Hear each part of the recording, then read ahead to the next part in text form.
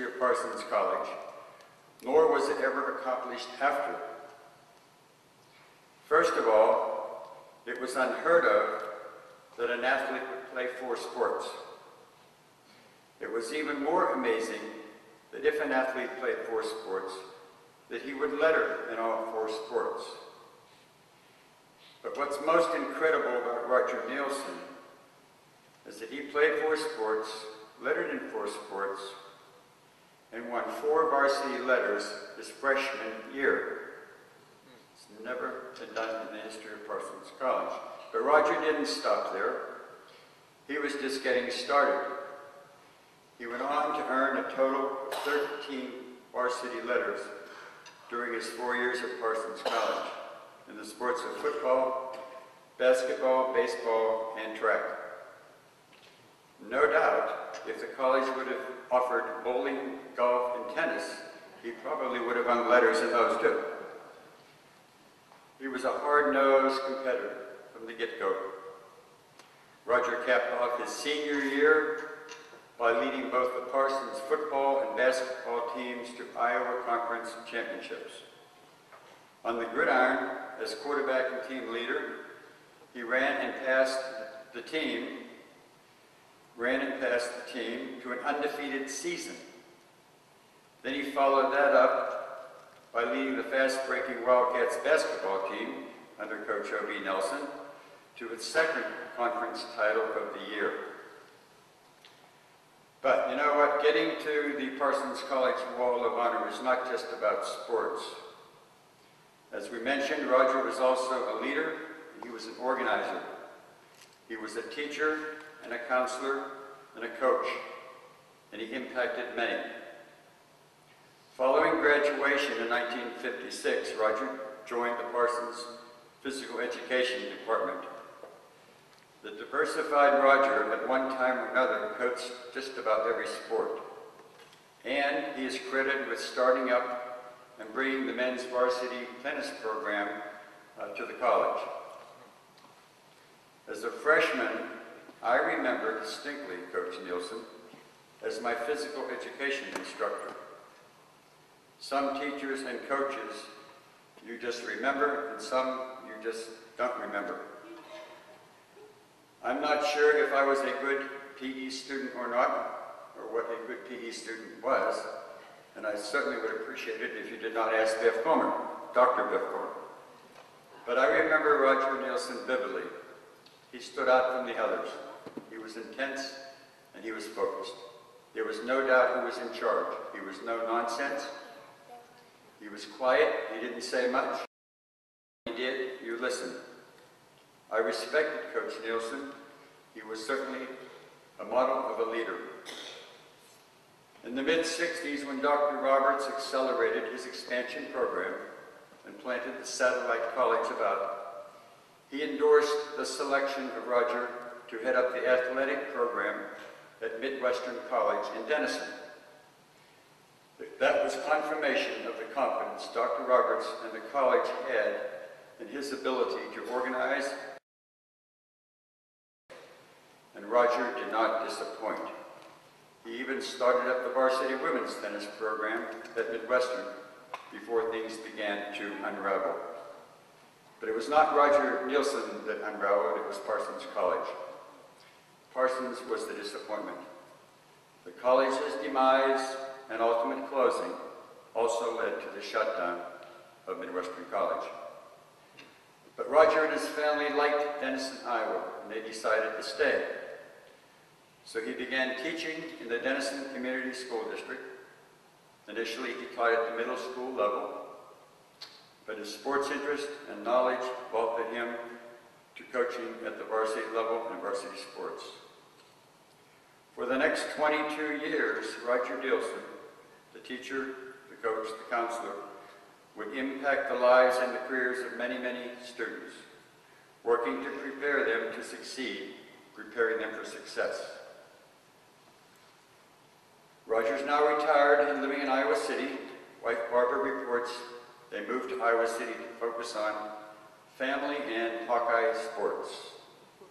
In addition, however, Roger has found another focus, the Senior Olympics, but not just focusing on the Senior Olympics, but competing in the Olympics and winning medals.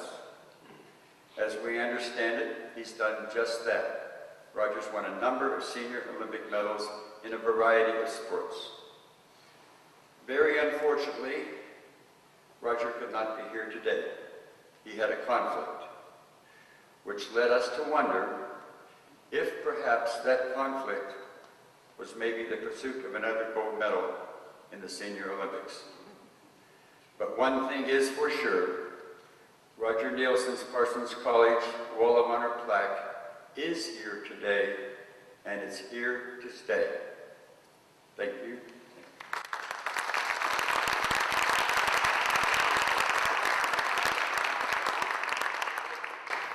Bill Pedrick would please come forward. He played tennis for Roger Nielsen when he was attending Parsons, so he will be an excellent representative on this.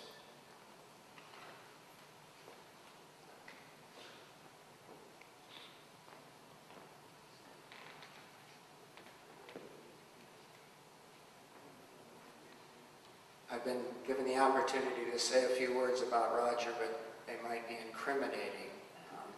On one occasion, I reported for practice with a stomach ache, and I'll never forget, he gave me a lemon drop.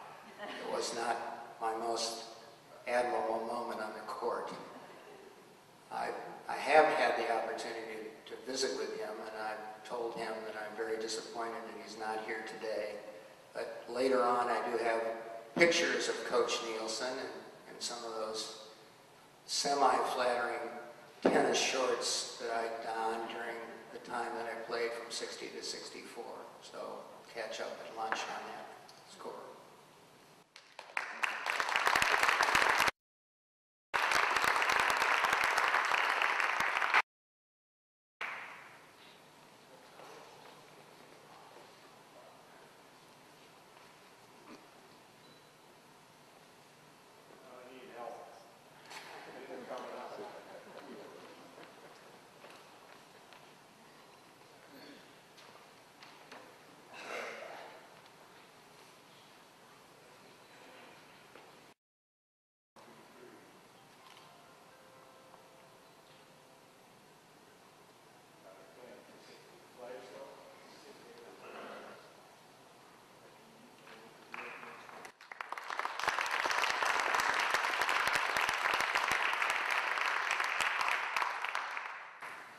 Our next inductee is Willard Pedrick.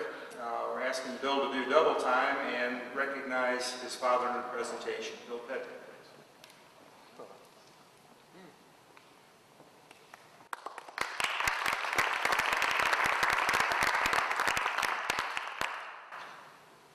Willard Pedrick, my father, had deep Fairfield roots. He was born and raised right here, graduated as a Fairfield Trojan. And I would be remiss if I didn't acknowledge that there were 3 women in his life who had immeasurable impact.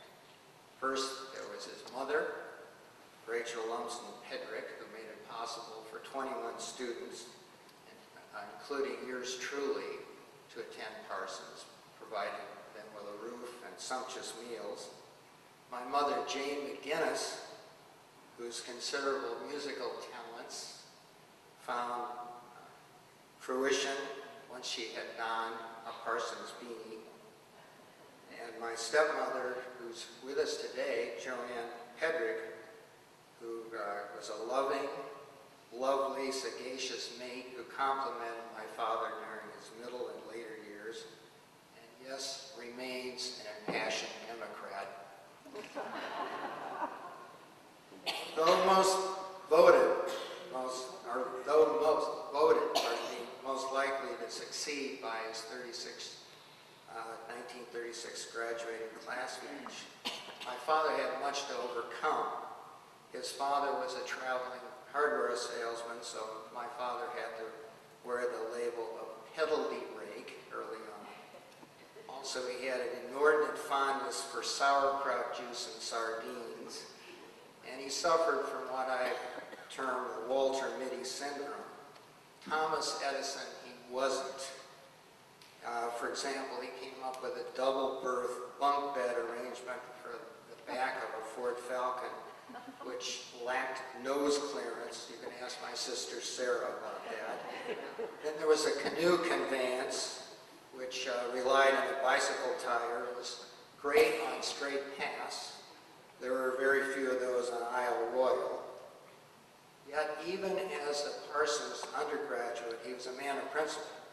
He organized a protest against mandatory daily chapel attendance, and the net result was 3 chapel attendance per week. Later, as an upstart law professor, he systematically debunked Senator Joseph McCarthy in a 51-page scholarly treatise that appeared in the Northwestern University Law Review. This was incidentally published in 1953, well before McCarthy's precipitous fall from grace. Dad was an eternal optimist. As a Cubs fan, he had to be. Following a triple bypass surgery, he commented, "I've always been game for new experiences, and this certainly qualifies." He could be very persuasive. He was the national champion in extemporaneous speaking as a junior in 1935, wowing the judges with his take on the future of farming in the United States. Finally, my father had a Rolodex joke bank. So here goes, Dad. They're a group of chess champions who are eagerly recreating their successes in a recent tournament in the lobby of a New York hotel. They were reliving in staggering detail each and every triumphant move. After an hour, the manager of the hotel burst forth, "You guys are going to have to get out of here." The captain of the chess team questioned that decision. The manager responded, "I can't tolerate chestnuts boasting in an open foyer." So Dad would offer, "Be a gracious winner." He certainly was. Thank you.